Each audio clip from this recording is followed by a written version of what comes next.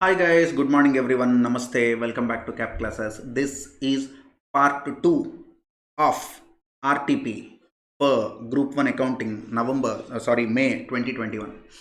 So in the previous video, we have seen Accounting Standard 1, Accounting Standard 2, then Accounting Standard 10, okay, Accounting Standard 11. So we have seen kind of 8 problems. Now we'll start with the balance. Okay, 19A, accounting for government grants. Frequently asked questions in the exam. Very important. Listen carefully. 19A1, Hygiene Limited had received a grant of rupees 50 lakhs in 2012. Seriously, long back. 50 lakhs from state government towards installation of pollution control machinery on fulfillment of certain conditions. Okay, underline conditional. This government grant is not absolute, it is subject to conditions. So conditional grant you received to comply with certain ABC things. The company, however, failed to comply. Oh my god, when you fail to comply, what will happen? You need to refund the government grant. They will take the money back or they will take the asset back, as the case may be. Remember, it is an extraordinary event as per Accounting Standard 5. In your Accounting Standard 5, extraordinary events, they have given refund of government grant as extraordinary event. If you write that in the answer, you will get better impression. Okay. The company, however, failed to comply with the said conditions and consequently was required to refund the said amount in 2020. So you had to refund this. Very good. The company debited the said amount to its machinery account in 2020 on payment of the same. You paid 50, so you added that to machinery. It also reworked the depreciation for the said machinery from the date of its purchase. Hello. Ruko, bhai sahab, ruko. Wait, what the hell you are talking? It also reworked. Up to this, whatever they have done is correct. It also reworked the depreciation for the said machinery from the date of purchase and passed necessary adjusting entries in the year 2020 to incorporate retrospective impact of the same. Who asked you to give retrospective effect for depreciation, which is wrong? Many students do not know what this is. Ayyo. State whether the treatment done by the company is correct or not. Write down answer. 1. It is government grant relating to acquisition of fixed asset based on certain conditions. So when you receive government grant on fixed assets, government grant on fixed depreciable fixed assets, you have two options. One is you can follow capital approach. Second one is you can follow income approach. If you follow capital approach, you will increase the fixed asset value. You will decrease fixed asset value. So when you receive cash account debit, government grant, whatever the amount is, cash account debit to fixed asset account, this is the journal entry you will pass. If it is income approach, you will recognize a deferred government grant account and you will show it in your balance sheet under liability side. From this, you will take little portions based on the number of years to your P&L. So then the journal entry will be cash account debit to deferred government grant account. Or you can say government grant deferral account also. Okay, but popularly they call it deferred government grant account. So what is the approach followed by the company? Looking at the language of the problem, the company followed this approach. Looking at the language of the problem, the company followed this approach because clearly they are saying that the grant refunded is adjusted to the book value of the asset. So obviously it is first approach. So when you follow the first approach, in case of refund of government grant, because you couldn't comply with the conditions, you have to give refund of government grant. Then what is the journal entry you pass? Reversal of this. What is that? Fixed asset account debit to cash being government grant refunded and fixed asset account debited. This is the journal entry. Company passed this journal entry correct. So up to this, excellent, dear company, you have done a fantastic job. Up to this it is correct. Then what they said, from 2012 to 2020, from the purchase of the asset, they went back and retrospectively, they changed the depreciation 2012, 13, 14, 15, 16, 17, 18, 19, 20, all the years depreciations figures they changed, they recalculated based on the new cost, and the effect is given in 2020, which is a super duper nonsense. Beta, as per accounting standard 12, in case of refund of government grant, when the company elected capital approach and the refund is debited to the fixed asset, depreciation shall be charged on the new carrying amount prospectively. Underline prospectively, underline prospectively, underline. Retrospective depreciation, nowhere it is stated. It is not there in accounting standard 16 also. It is not there in government grant also. Because now a change in method of depreciation is not an accounting policy. No, a change in method of depreciation is also accounting estimate. Basically, this is not change in accounting policy also. You had to refund government grant. You have given money to government and you increased the fixed asset, which is as per accounting standard 12. But depreciation retrospectively calculating and giving the adjustment effect to 2020 current year is not as per accounting standard 12. So charge depreciation on this asset prospectively. Question is over. Answer is also over. Pawan sir, we'll go to second part. Okay. ABC Limited receives 2 acres of land received for setup of a plant. Hold on. 2 acres of land. Land is non-depreciable asset. So if it is a non-depreciable asset, the credit should go to capital reserve, promoter contribution, capital reserve. Then they received 2 acres of land without paying money. Any government grant received in the form of a kind, in the form of an asset, completely free of cost, the asset still should be recognized with nominal value. So what will be journal entry? Land account debit to capital reserve, credit to, very good. Nominal amount can be 1000 rupees or nominal amount can be 1 lakh rupees, whatever you feel. That's all. This is what you need to do. Then it also received 2 lakhs. Oh my god, super duper company. It got 2 acres of land and then it got 2 lakhs received for purchase of machinery of 10 lakhs. So what is the cost of machine? 10 lakhs. What is the government grant received? 2 lakhs. Useful life of machine is 5 years. Okay. Depreciation on this machinery is to be charged on straight line basis. Okay. What is the depreciation? 10 lakhs divided by 5 is 2 lakhs. But Pawan sir, just now you said in case of depreciable assets and in case of government grant on depreciable assets, we have 2 approaches. One is a capital approach, one is income approach. Sir, we need to show everything. When you open answer for this question, they have given completely descriptive. They have given Ramayana Mahabharata. So the everything, whatever the accounting treatment they have given in the solution is perfectly right. ICI book, no, but you will not understand why it is.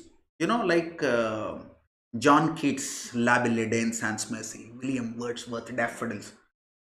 Sir, we cannot understand accounting standard 12. How will we understand literature, sir? Please tell me. Answer, sir. Okay. So cost of the asset is 10 lakhs. Government grant is 2 lakhs. Now you can follow 2 approaches, capital approach and income approach. If you follow capital approach, net cost of the asset is 8 lakhs. On 8 lakhs, you will charge depreciation. 8 lakhs divided by 5 years is equal to 1.6 lakhs. So first entry will be FA account to CA account. Fixed asset account debit to cash account. 10 lakhs, 10 lakhs. Second entry will be you received government grant, cash account debit to government grant account. So cash account debit to fixed asset account, sorry. So in fixed asset ledger account 10 debit, 2 credit, so 8 debit. On that 8 debit you will charge depreciation. This is called net approach, or this is called capital approach, balance sheet approach. This is one method. Second method is show fixed asset at 10 lakhs only. Then you will write first journal entry, fixed asset account debit to cash account, 10 lakhs, 10 lakhs. When you receive government grant, you will write cash account debit 2 lakhs to DGG account 2 lakhs. Then depreciation will be provided on 10 lakhs. 10 lakhs divided by 5 years is equal to 2 lakhs depreciation. Then this deferred government grant 2 lakhs will be in balance sheet under liability side. This also based on the life of the asset should be taken to P&L. So 2 lakhs divided by 5 years is equal to 40,000. This will be taken to P&L. How? DGG account debit to P&L account. DGG account debit to P&L account 40,000. You will show it as other income. So effectively what is happening, first P&L you are charging to depreciation 1.6 lakhs. In second method, you are showing P&L to depreciation 2 lakhs by deferred government grant amortization 0.4 lakhs. Effectively, there also 1.6 debit. That's all. First one is capital approach. Second one is income approach. That is the answer. This question is over. We'll go to next question. Question number 13. Accounting for investments. How many times this model is asked in the exams, I cannot even tell you. If they are asking question, this is a regular model. In ICA study material it is there, old syllabus practice manual it is there, in CA final it is there, everywhere it is there. What is this? Are you kidding me, dear ICI? No. Hello, anyway. So, fine. Question number, what happened to that? Did I touch any wrong button? ICI is hurt.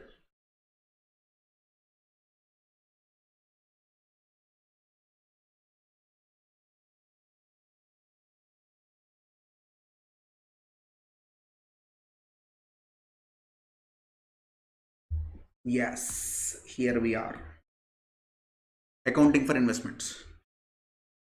Paridhi Electronics, oh my god, super name. Paridhi Electronics Limited invested in the shares of Dhanshuk Limited on 1st May 2020 at a cost of 10 lakhs. So what is cost of investment? 10 lakhs. What is the journal entry? Investment account debit to cash account 10 lakh, 10 lakh. 3/4 of the investments were current investments. Oh, 10 lakh rupees. So total cost of investment how much? 10 lakhs. Okay, in that they have given the classification. 3/4 is current. So in this 3/4 is current investment. Current investment is 7,50,000. Then balance 1/4 is non-current investment. NCI is not non-controlling interest. Okay, don't go to consolidation. Non-current or long-term. For you it is long-term investment. This is better now. Okay, 2,50,000. Pawan sir, why this classification is required? Because beta, in case of current investment, the valuation rule is cost or fair value on balance sheet date, whichever is lower. This is also known as mark to market. Cost or fair value, whichever is lower. Here valuation rule is cost minus provision for decrease in the value of investment if it is for a reason other than temporary nature. That means permanent fall. Pawan sir, we invested money in S-Bank shares. S-Bank shares were 200 rupees. This is the example I give in my regular batch also. S-Bank share, when it was 200 rupees, I invested. Now S-Bank share is 14 rupees. S-Bank share is 14 rupees. I invested in S-Bank when it is 450 rupees. Now it is 14 rupees. I sold. That is a different story. So do you think this 14 will go back to 450 again? No way. No way. I am seeing S-Bank for the last 7-8 years. So this fall is a permanent fall. It is not a temporary fall. So you have to create a provision and you need to reduce the cost. So what is the valuation rule? If it is current investment, cost or fair value, market value, whichever is lower. If it is long-term investment, it is cost minus if there is any decline which is other than because of a temporary reason, other than temporary reason, that means permanent reason, then you have to create a provision for a decrease and you need to reduce the cost of the investment. That provision should be charged to P&L. Okay, and the remaining investments were intended to be held for more than 1 year. That means long term. That is what I have taken. The published accounts of Dhanshuk Limited received in Jan reveals that the company has incurred cash losses with the decline in market share, and investment of Paridhi Electronics may not fetch more than 7,50,000. We invested money in one company. That company released financial statements. In that, they have cash losses and a decline in market share. So that could be a long-term effect. You cannot say, हाँ sir, हो जाएगा sir, 1-2 दिन में again money will come up. No. Because of this, my 10 lakhs investment has fallen to 7,50,000. That means 75% value. That means 75% value. So here, cost how much? 7,50,000. Market value how much? 7,50,000 in that 75%. It is 5,62,500. Whichever is lower. So you need to take this as book value now. So the value of your investment is 5,62,500 only. So the balance 1,87,500 is there, no?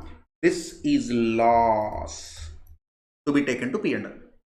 In this case, cost 2,50,000. There is a decrease by 25%. 2,50,000 into 25%. Pawan sir, is this temporary? No.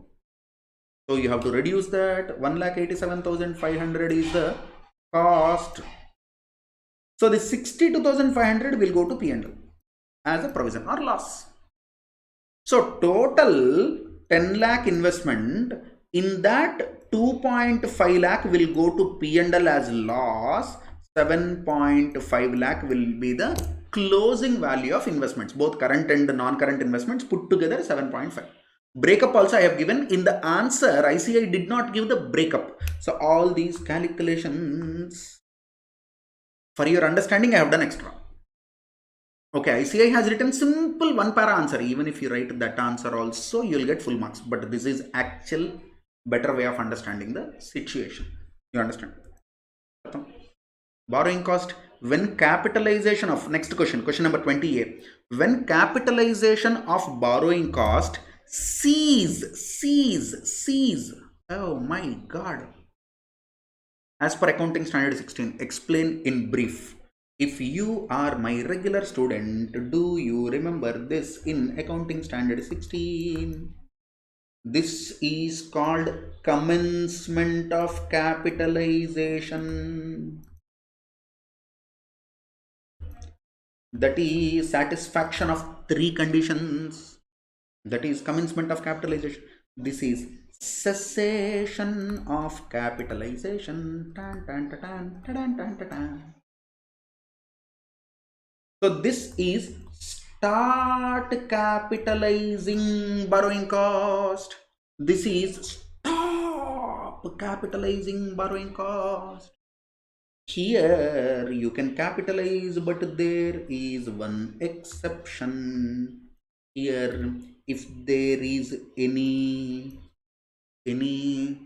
holding, that means stoppage of the work because of abnormal reason. So this is capital work on hold. Is it normal reason? Is it abnormal reason? What is normal reason? Like, maybe heavy rain. Maybe you are constructing a bridge and on the river, and the water level of the river is too high and it is flowing fast, which is disturbing the construction work. So you have to wait for 4 days. Your engineer said that is normal reason. Abnormal. Strike. Labor strike. Because of that, 10 days you couldn't work. That is abnormal reason. So if the work is halted, suspended because of normal reason, continue capitalization. But if it is due to abnormal reason, that particular 10 days in our example is there, no? Can't be capitalized. Borrowing cost for this period can't be capitalized. Charge it to P&L. Basics of costing. Anything that is normal include in cost. Anything that is abnormal include in loss.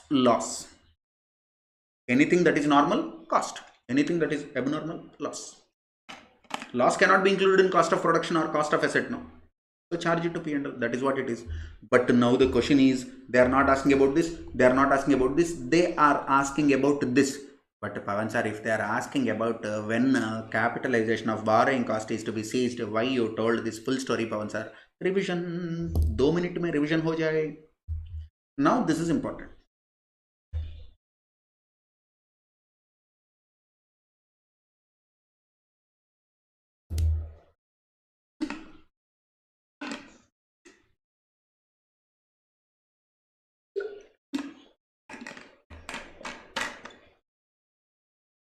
So the standard uses a beautiful phrase here. When the construction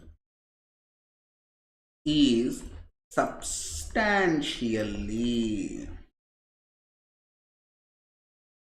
when the construction is substantially complete, that means there are minor pending works are there, but still the construction is over. AS16 never used the word when the construction is complete. Borrowing cost capitalization should be stopped and subsequent borrowing cost should be taken to P&L. No, beta, AS16 did not tell that. AS16 told you that in case of substantial completion of, that means almost major part is done. Pawan sir, some minor pending works are there, Pawan sir. For example, putting tiles is still pending. Some work on the roof is still pending. This electrical fittings and all is still pending. Fixing the elevators, lift, installation of lift is still pending. All these are minor administrative works. Even if these are pending also, still we can say that the construction of the building is substantially complete. The construction of building is substantially complete. Then stop capitalizing borrowing cost. That is what the answer is. But there is one more beautiful addition to the answer. If you do not write this line, you will lose 2 marks. If the asset is completed in parts, say for example, there is one big group housing where they have 8 towers. This is diamond tower, this is gold tower, this is sapphire tower, this is solitaire tower, this is yellow sapphire tower, this is ruby tower. Like that, there are different towers. Each tower consists of, say for example, 200 apartments. So they borrowed for this project, they borrowed 800 crores. In that, this particular part is complete. One tower is complete. Remaining still going on. So borrowing cost proportionately for this completed unit should be calculated, and that capitalization of borrowing cost should be stopped. Say for example, your interest rate is 10%, 800 crores you borrowed, at 10%, 80 crores is your borrowing cost. Borrowing cost kitna hai? 80 crores hai. 80 crores is your borrowing cost. In this, 1 tower out of 8 is complete. 7 towers out of 8 are construction going on, or ongoing projects. So out of this 80 crores into 1 by 8 is equal to 10 crores. This should be charged to P&L. Here 80 crores into 7 by 8 is equal to 70 crores can be capitalized. That means fixed asset, in fixed asset add this. This answer is also given at the end if you do not write this answer. In case of completion of a part of the project which can be utilized independent of the remaining parts of the project, in that case the entity has to cease capitalizing the borrowing cost proportionately. This is the principle, this is the explanation. Sir, again, your vocabulary and terminology is good, but we are not that good, sir. What to do? Don't worry, if you get 60, 70, it is enough now. You don't need to get 100 out of 100. If you are targeting 100 out of 100, the language I speak should be the language you also speak. The language I write should be the language you write. Then you will get 90s, 100s.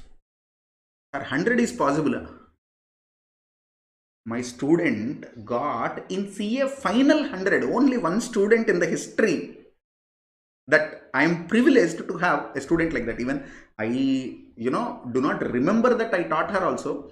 One fine day she has sent a mark list. I'm like, what?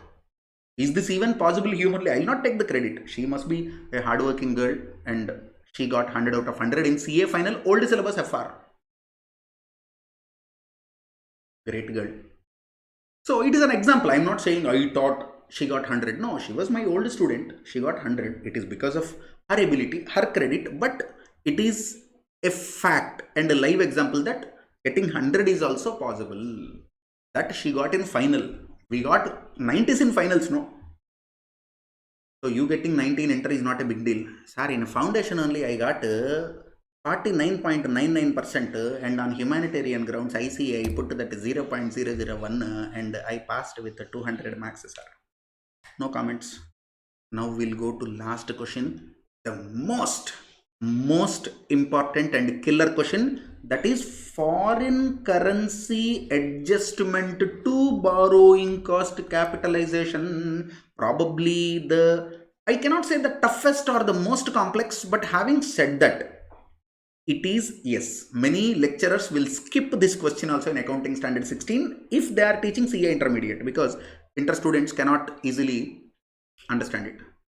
But this question is given in ICI study material. This question is given in RTP also. That means this question can come in the exam also. Foreign currency adjustment to borrowing cost. So if you recollect accounting standard 16 borrowing cost, if you read borrowing costs are, the definition is there, no? At the end there is one phrase, foreign currency exchange losses to the extent they are permitted to be, to the extent they are permitted to be included in the borrowing cost. That means total foreign currency exchange losses cannot be treated as borrowing cost, cannot be capitalized. But there is one portion which is permitted. What is that? देखेंगे accounting standard 11 question number 20B. Shan Builders Limited has borrowed a sum of US dollars 10 lakhs. Oh my god. At the beginning of financial year 1920 for its residential project at 4%. So you took foreign currency loan 10 lakh US dollars at a rate of 4% interest. This is actual loan.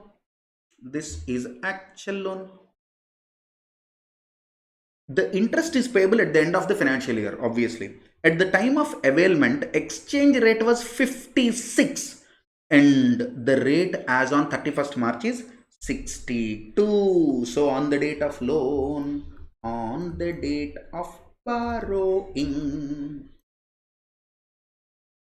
1 USD is equal to 56 rupees.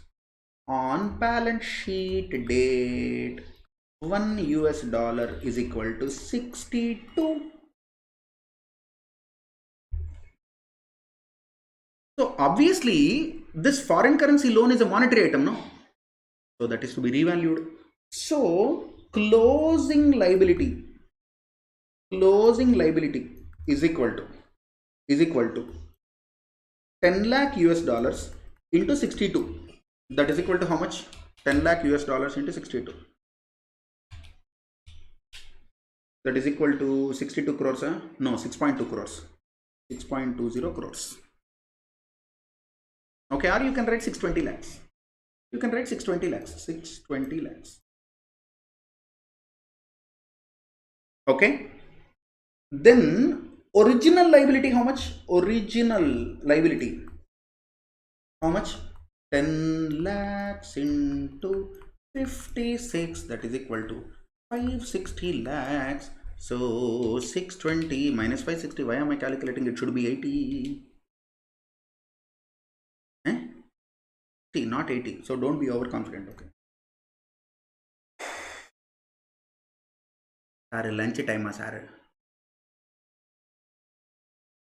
So 620 minus 560, how much? 60 lakhs. What is this? This is foreign currency exchange loss on foreign currency loan. There is foreign currency loan. On that, there is a loss of 60 lakhs. Pawan sir, we'll do one thing, Pawan sir. Add this 60 lakhs in value of the asset, Pawan sir. With this foreign currency loan, you might have bought one asset, no? Capitalize this 60 lakhs, beta, that is not allowed. 60 lakhs is not allowed. How much is allowed, you know? Foreign currency exchange loss,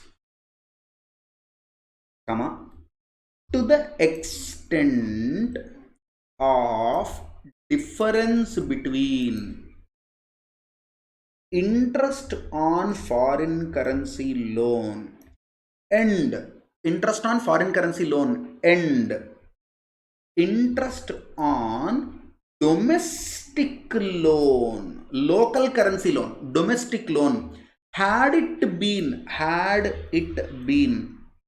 borrowed in India, can be capitalized. Pawan sir, I did not understand, Pawan sir. Foreign currency exchange loss to the extent of difference between interest on foreign currency loan, which is actual. This is actual. Interest on foreign currency loan is the reality, actual. Interest on domestic loan is notional. You are just calculating for the sake of adjustment. Actually, there is no domestic loan, but had the money been borrowed in India, what would have been the interest payable? So, Pawan sir, tell it something easily, Pawan sir. Step 1, calculate interest on domestic loan, assuming that the amount is borrowed in India. Assuming that amount is borrowed in India. But in reality, did they borrow money in India? No.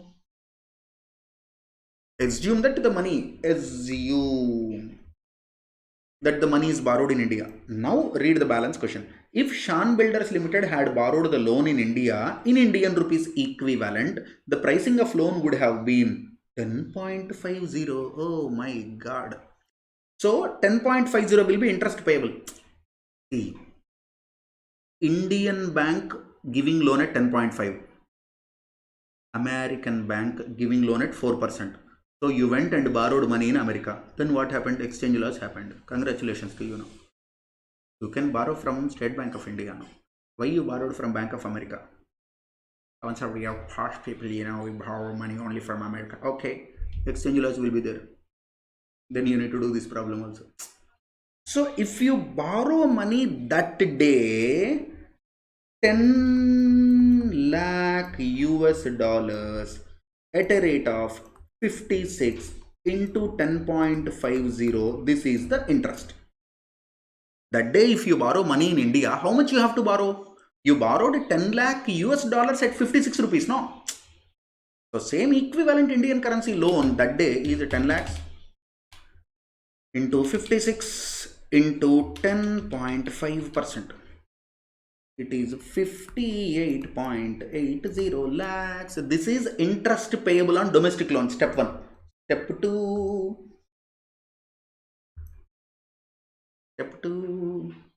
Interest on foreign currency loan. This is actual. So Pawan sir, 10 lakh US dollars I borrowed, Pawan sir, into 4 by 100 I need to pay, Pawan sir. But at the end of the year, when you pay interest, the loan exchange rate is 62. You'll pay interest at the end of the year, no? At the end of the year, at 62 rupees you need to pay. How much you borrowed? 10 lakhs. What is the interest rate? 4%. That will give 10 lakhs into 4% will give you US dollar interest, no? 10 lakhs into 4%. 40,000 US dollars you need to pay. But to that, you need to calculate into 62. That is equal to 24.80 lakhs. Step 3 difference is equal to step 1 minus step 2. वो कितना है 58.8 minus 24.8 is equal to 34. This is the borrowing cost. This is the foreign currency loss that can be capitalized. So step 4, total foreign currency exchange loss is equal to 60 lakhs, calculated as above. Working note already we have done. So this we calculated, no? 60 lakhs is the total foreign currency loss. 60 lakhs. In that permitted portion of above, that can be capitalized. 34 lakhs as per step 3. So balance 26 lakhs, 60 minus 34. 26 lakhs. This is borrowing cost that should be recognized in P&L account. Super question now. Again secret, see a final question. This, I am telling you, if I am preparing question paper, I will give this. There cannot be more prudent answer. If I am giving question paper, if I am writing the exam as a student, I will prepare this answer. Okay, so for your better understanding, I am telling you, for your better understanding. So this foreign currency exchange loss 60 is there, no? For this, what is the journal entry? Foreign currency exchange loss account debit 60 lakhs to foreign currency loan account 60 lakhs. Why we are writing this? Because foreign currency loan is a monetary item. So we have to revalue. Now this 60 is there, no? If AS16 involvement is not there, AS16 is putting finger. If AS16 is not putting finger, this 60 will go to P&L. Next journal entry will be P&L account debit to foreign currency exchange loss account 60, khatam. But because AS16 is coming into the picture, we will write entry like this.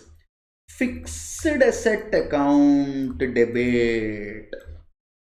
Oh my God. So this is borrowing cost capitalized, which is difference between domestic currency and foreign currency loan interest. What is the borrowing cost that can be capitalized? The difference between domestic currency loan interest and foreign currency loan interest. वो कितना है? 60 lakhs. That is 34 lakhs. No, this is not debit. No, this is fixed. No, it is not here. What am I writing? 34, correct. This is journal entry 1. यहाँ तक journal entry 1 हो गया. This is journal entry 2. Fixed asset account debit 36 lakhs. 36 or 34? Hello, Mr. Pavan, you are hungry. What is that? 34 or 36? It is 34 only. My system is also not listening to me. Hello, dear Eraser G, come. No, Eraser is not coming. So write down fixed asset account debit 34.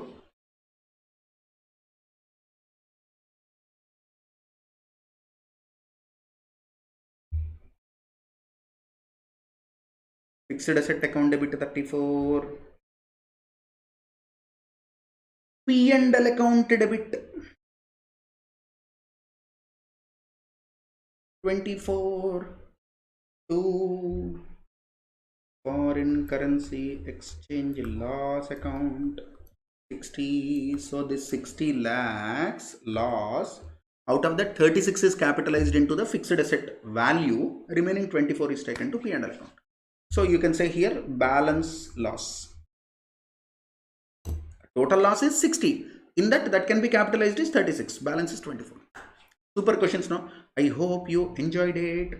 This is a series of RTP, questions. So this is our part 2. We'll come with part 3 soon. Keep watching. Good luck.